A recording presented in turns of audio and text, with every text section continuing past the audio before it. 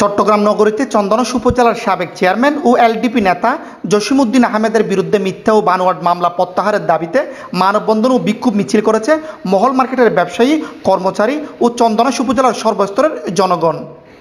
দুপুরে চট্টগ্রাম জেলা পরিষদ চত্বরে এই মানববন্ধনে বক্তারা বলেন, জসিমউদ্দিনকে মিথ্যা ও ভিত্তিহীন মামলায় জড়িয়ে তাকে সামাজিক ও রাষ্ট্রীয়ভাবে হেয় প্রতিপন্ন করার চেষ্টা করছে। ওই মিথ্যা মামলায় তিনি জামিনে রয়েছেন। চন্দনাইশ উপজেলার সর্বস্তরের জনগণ এখন তার এই সমস্ত মিথ্যা ও বানোয়াট মামলার প্রত্যাহারের দাবি জানায়। আমরা জসিম ভাইয়ের জন্য দাঁড়াইছি। জসিম ভাইয়ের মুক্তি চাই। উনি ভালো মানুষ ছিল, আমাদের জন্য অনেক কিছু করেছে।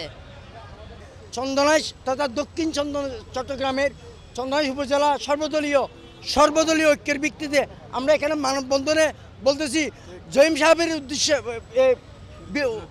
জহিম সাহেবের বিরুদ্ধে যে মিথ্যা মামলা প্রতিষ্ঠিত হয়েছে করা হয়েছে, এটা অনতিবিলম্বে প্রত্যাহার করে ওনার সমস্ত ব্যাপার প্রতিষ্ঠান থেকে কালো হাত দূর করে নাও।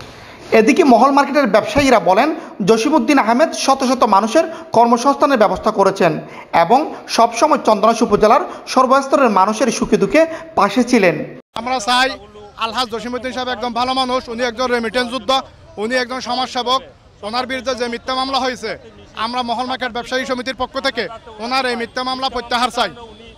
অবিলম্বে দুষ্কৃতিকারীদের বিরুদ্ধে ব্যবস্থা নিবে, এই ব্যাপারে আমরা গণপ্রজাতন্ত্রী বাংলাদেশ সরকারের কাছে আকুল আবেদন জানাচ্ছি।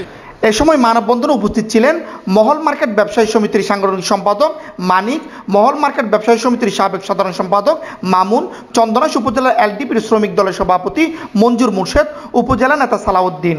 পরে মানববন্ধন থেকে একটি বিক্ষোভ মিছিল বের করা হয়, আর বিক্ষোভ মিছিলটি লালদিঘি হয়ে জেলা প্রশাসনের কার্যালয়ের সামনে গিয়ে শেষ হয়।